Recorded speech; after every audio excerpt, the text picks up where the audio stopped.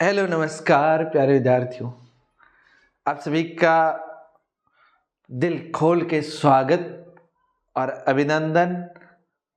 कैसे हैं आप सब? मस्त, बढ़िया ना? तो छोटे छोटे भागों में हम हमारी विज्ञान को बेहतरीन तैयार कर रहे हैं और हम बात कर रहे हैं आज हमारा जो चैप्टर चल रहा था कार्बन तथा उसके यौगिक, उसकी हमारी क्लास है आज लास्ट। तो हम बात करते हैं सबसे पहले जो हमने पहली बातें करी है वो आपने अगर हमारे चैनल पे नहीं देखी है तो जाके देख लीजिए। और आज हमारा लास्ट टॉपिक ही है, इसके बाद एक आधा कोई टॉपिक आएगा। एथेनोइक अम्ल, एक हम पढ़ रहे थे कार्बन के कुछ महत्वपूर्ण यौगिक और उसमें एक एथेनॉल पढ़ा था और एक हमारा ये है एथेनोइक अम्ल। इसका सूत्र क्या हो जाएगा? CH3COOS। COOS ओइक अम्ल होता है। आप सोचो, ये C डबल ऐसे होता है, ये ओइक अम्ल होता है। कौन सा अम्ल होता है? कार्बोक्सिलिक अम्ल होता है और इसका जो अनुलग्न लगता है वो ओइक अम्ल होता है। तो कार्बन कितने? 1 और 2। तो एथेन और ओइक अम्ल जुड़ेगा तो ओइक अम्ल, तो एथेनोइक अम्ल हो जाएगा CH3। ठीक, फिर बात करते हैं इनकी। सामान्यतः इसे एसिटिक अम्ल कहते हैं। एथेनोइक अम्ल को सामान्यतः कौन सा अम्ल कहेंगे? एसिटिक अम्ल कहेंगे। इसके 3 से 4% विलयन में सिरका, इसके 3 से 4% विलयन को सिरका कहते हैं। सिरका क्या होता है? थोड़ा सा ये ले लो एथेनोइक अम्ल और बाकी पानी ले लो, ये 3 से 4% ही लो, तो जो यौगिक बनेगा, जो विलयन बनेगा उसे आप सिरका कहोगे। कौन सा कहोगे? सिरका। क्या कहेंगे? सिरका। ठीक, नेक्स्ट बात करते हैं। सिरका हो गया, सिरका कहते हैं। और सिरका का यूज कहाँ करते हैं? अचार परिरक्षण में करते हैं। इसलिए जब अचार वगैरह बनाते हैं तो सिरका लाके उसमें डाला जाता है, जिससे अचार खराब नहीं होता। ठीक, गलनांक की जब बात करें, गलनांक की बात करें तो इसका गलनांक 290 केल्विन है। ये ठंडी वायु में जम जाता है, थोड़ा थोड़ा अगर हवा ठंडी चलेगी ना तो भी जम जाएगा, इसलिए ठोस अवस्था में जल्दी हो जाता है। इसलिए इसे ग्लेशियल एसिटिक अम्ल कहते हैं। गल जाता है इसलिए इसे गल क्या ठोस अवस्था में आ जाता है, जम जाता है ये थोड़ी सी वायु में, इसलिए इसे ग्लेशियल एसिटिक अम्ल कहते हैं। ये रंगहीन होता है, कलर इसका नहीं होता है, स्वाद खट्टा होता है, एकदम खट्टा खट्टा स्वाद आएगा। इसलिए आप अगर ये सिरका का भी बहुत खट्टा स्वाद होता है तो इसका तो बहुत ज्यादा अम्लीय प्रकृति है इसकी। और एक अम्ल नाम लिखा हुआ है तो ये आपको पता चल गया होगा ये प्रकृति कौन सी पाई जाएगी इनमें? अम्लीय प्रकृति। नेक्स्ट बात करते हैं ओइक अम्ल की अभिक्रियाओं के बारे में, एथेनोइक अम्ल की अभिक्रियाओं के बारे में बात करते हैं। पहली एस्टरीकरण है। एस्टरीकरण का अर्थ है एस्टर बनाना है अपन को। क्या बनाना? एस्टर बनाना है। तो देखो, सबसे पहले आप क्या कर लो, ये CH3COOS एथेनोइक अम्ल ले लो, साथ ही साथ एक एथेनॉल ले लो। जब आप एथेनॉल की दोनों की रिएक्शन कराओगे किसी अम्ल, ये दोनों दिशा में चलता है, अम्ल की उपस्थिति में आप रिएक्शन कराओगे तो सिंपल सा काम होगा कि यहाँ से आपका ये एक हाइड्रोजन और यहाँ से 2 हाइड्रोजन भाग जाएंगे और जल बना देंगे। ये बना दिया जल, तो यहाँ पर देखो आप पीछे क्या आ रहा? CH3C और ये ऐसे बन जाएगा। आप इसको चाहो तो CH3 और COOCH2 और CH3 लिख सकते हैं। ये जो बना है इसे हम एस्टर कहते हैं। ये जो बना है इसे क्या कहते हैं? एस्टर। तो चलो एस्टर के बारे में कुछ बातें करते हैं। एस्टर के बारे में, सामान्यतः इसकी गंध मृदु होती है, मीठी मीठी सी गंध आती है। इसका उपयोग इत्र बनाने में, इत्र होता है ना, उसको बनाने में किया जाता है तथा स्वाद उत्पन्न करने वाले कारकों के रूप में होता है। ठीक है ना, इससे स्वाद उत्पन्न होता है, गंध मस्त आती है इसकी। इसलिए मिठाइयों वगैरह में यूज हो सकता है इसका। साबुनीकरण अभिक्रिया की बात करते हैं। किसकी बात करते हैं? साबुनीकरण। साबुनीकरण कैसे करोगे? जो भी एस्टर बना था ना, उस एस्टर को, ये एस्टर का सूत्र है, इस एस्टर को सोडियम हाइड्रोक्साइड उत्प्रेरक की उपस्थिति में आप गर्म करेंगे तो ये CH3 और CH2 और OH, साथ ही साथ ये किस में टूटेगा? CH3COONA। ये वाला ये साबुन ही है, ये वाला क्या है? साबुन। ठीक, तो आप एस्टर की अभिक्रिया कराओ सोडियम हाइड्रोक्साइड के साथ तो क्या हो जाएगा? सोडियम हाइड्रोक्साइड के साथ, तो ये सोडियम है ना बेटा, ये सोडियम यहाँ के जुड़ना चाहता है, इनमें से किसी एक के साथ जुड़ जाएगा। सुनो मैं कैसे बताऊं आपको, ये जो है ना AOS, पहले पानी को निकालते हैं, इनमें से एक O इसके साथ भागना चाहता है, एक O इसके साथ भाग जाना चाहता है। तो देखो सोडियम एक O इसके साथ भाग जाना चाहता है, तो एक O तो भाग गया, पीछे क्या रहा? पीछे रहा ये CH3COO, डबल O नहीं, एक O रहा। अब कितना रहा? एक O रहा, और एक O कैसे गड़बड़ कैसे हो रहा है?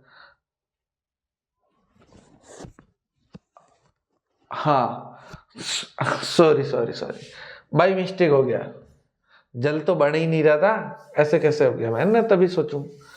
सुनो यहां से ये टूट रहा है, एक तो Na इसके साथ जुड़ रहा है और OS इसके साथ जुड़ जा रहा है, तब भी सॉरी बाय मिस्टेक, तो ये एथेनॉल बन गया, साथ ही साथ ये सोडियम का एक लवण बन गया। तो और सोडियम के लवण ही होते हैं, वो जो होते हैं वो क्या होते हैं? साबुन होते हैं। अब बात करते हैं सार के साथ अभिक्रिया। ये सार के साथ अभिक्रिया है, तो सार के साथ अभिक्रिया कराओ आप किसकी? एथेनॉल की, CH3COOS, और इसकी NaOH के साथ कराओ अभिक्रिया, तो तब यहाँ जल बनता है जरूर, तब यहाँ क्या बनता है? जल जरूर बनता है। OH ऐसे क्यों? आपको सीधा सीधा यूं समझा देता हूं, ये हाइड्रोजन हट गया, ये हाइड्रोजन हट गया, और यहाँ हाइड्रोजन की जगह जुड़ गया Na, और ये हाइड्रोजन इसके साथ गया तो OH था ही, तो ये जल बन गया। तो एक हाइड्रोजन और साथ के दो OH जल बना दिया, और ये पीछे रह गया CH3COONA, इसे हम कहते हैं सोडियम एथेनॉइड। क्या कहते हैं? सोडियम एथेनॉइड या सोडियम एसीटेट। ठीक, तो ये ध्यान रहेगा। नेक्स्ट कहते हैं कार्बोनेट एवं हाइड्रोजन कार्बोनेट के साथ अभिक्रिया। कार्बोनेट और हाइड्रोजन कार्बोनेट के साथ रिएक्शन की बात करें तो ये Na2CO3, ये कार्बोनेट है, सोडियम कार्बोनेट, और ये हाइड्रोजन सोडियम हाइड्रोजन कार्बोनेट है। तो इन दोनों के साथ रिएक्शन कराएं तो सेम ही चीजें होती है, वो होती है CH3 और COONA, सोडियम का लवण बनता है, साथ ही साथ H2O, और क्या बनता है? CO2। हर बार सेम ही बनेगा, इस स्थिति में भी यही बनेगा, इस स्थिति में भी यही बनेगा। नेक्स्ट बात करते हैं अपन। भाई रिवीजन है इसलिए मैं फास्ट चल रहा हूँ, तुम ये मत सोचना कि इतने फास्ट क्यों चल रहे हैं, ये रिवीजन हो रहा है। अगर आपको समझ नहीं आ रहा तो वीडियो को दोबारा देख लेना तो समझ में आएगा, है ना? ऐसा नहीं होना चाहिए कि सर समझ में ही नहीं आया। कोई ना, चल साबुन की बात अब अगर हम करें तो साबुन होता क्या है? पहली बात, साबुन लंबी श्रृंखला वाले कार्बोक्सिलिक अम्लों के सोडियम या पोटेशियम लवण होते हैं। लंबी श्रृंखला होती है कार्बोक्सिलिक अम्लों की, और उनके साथ में कौन जुड़ा रहता है? सोडियम या तो या पोटेशियम जुड़ा रहता है। अब इसके बाद अपन बात करते हैं कैसे इसकी संरचना है। ये मिसेल बना हुआ है इसका, ये क्या है? मिसेल। मिसेल ऐसे बनता है, सुनो ध्यान से देखना और समझना।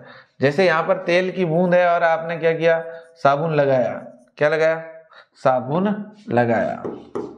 ये तेल की क्या थी? बूंद थी, और इसके चारों तरफ आपने साबुन लगाया, तो साबुन के जो कण है, साबुन के जो कण है वो इस तरह से सेट हो जाएंगे, ये ऐसे और ऐसे ऐसे। ये ऐसे और ऐसे ऐसे, ये सेट हो गया ना इसकी तरफ। ये जो तेल की बूंद यहाँ पर जो रहता है सोडियम Na+ है और बाकी ये कार्बोक्सिलिक अम्ल है। अब ये अंदर वाला तो होता है वो जल विरागी सीरा होता है। जल विरागी जो जल से प्रतिकर्षित होता है वो इसकी तरफ रहता है, किसकी तरफ, तेल की बूंद या वसा कह सकते हैं, इसकी तरफ रहता है। और सोडियम वाला सीरा जो होता है वो जल रागी होता है। जल रागी मतलब जल की तरफ रहता है, जहाँ पानी होगा वहाँ। इस तरह से ये संरचना बनेगी जिसे हम मिसेल कहेंगे। साबुन का मिसेल की संरचना का कई बार पूछा जाता है एग्जाम में, तो वो कैसे बनाया जाए। ठीक है, मिसेल के बारे में लिखा हुआ है, क्या होता है मिसेल। साबुन का जल रागी सिरा बाहर की ओर तथा जल विरागी सिरा अंदर की ओर व्यवस्थित होता है, इस संरचना को मिसेल कहता है। ये ऊपर वाली बताई, ये प्रकाश को प्रकीर्णित कर सकता है, इसलिए साबुन की घोल बादल जैसा दिखा जाता है। साबुन की आप देखो, साबुन का घोल देखो कि झाग होता है ना, ऐसा लगता है बादल है, बादल। तो क्योंकि ये प्रकाश को प्रकीर्णित भी कर सकता है, बादल पीला और ऐसा दिखता है, कलर दिखता है ब्लू ब्लू। साबुन खारे पानी यानी कि कठोर जल के साथ झाग नहीं देखकर अघुलनशील पदार्थ स्कम बनाता है। आप लोगों ने कभी खारे पानी के साथ स्नान किया हो, साबुन लगाया हो, तो व्हाइट व्हाइट पदार्थ जम जाता है, तो वो स्कम होता है। क्योंकि साबुन कठोर जल में उपस्थित कैल्शियम, कठोर जल में कौन उपस्थित होता है, कैल्शियम तथा मैग्नीशियम के लवणों के साथ अभिक्रिया कर देता है। साबुन इन दोनों के साथ अभिक्रिया करके क्या बनाता है, स्कम बनाता है सफेद रंग का। ठीक, जो घुलता ही नहीं है। नेक्स्ट देखते हैं, अपमार्जक की बात करते हैं। इसके बारे में बात करें तो बेटा ध्यान रखना, अपमार्जक क्या होता है, लंबी श्रृंखला वाले सल्फोनिक या अमोनियम लवण होते हैं। ये लंबी श्रृंखला वाले सल्फोनिक या अमोनियम, जबकि वो लंबी श्रृंखला वाले सोडियम या पोटेशियम लवण होते हैं, जो क्लोराइड अथवा ब्रोमाइड आयनों के साथ बनते हैं। ये कहाँ बनेंगे, क्लोराइड या ब्रोमाइड आयनों के साथ बनेंगे। ये कठोर जल में भी प्रभावी रहते हैं, क्योंकि ये कैल्शियम या जो कठोर जल में कैल्शियम या मैग्नीशियम होता है उनके आयनों के साथ अभिक्रिया नहीं करते। समझ में आया। इसलिए आपको अगर खारे पानी से नहाना है, कपड़े धोने हैं, तो आप अपमार्जक यूज कर सकते हैं। ये जो सरफ नहीं होता है, सरफ, ये अपमार्जक ही है। ठीक है, इसका उपयोग शैम्पू बनाने में, इसलिए आप शैम्पू से नहाओगे तो भी झाग, खारे पानी में भी झाग दे सकता है, क्योंकि शैम्पू तो क्या होता है, अपमार्जक होता है।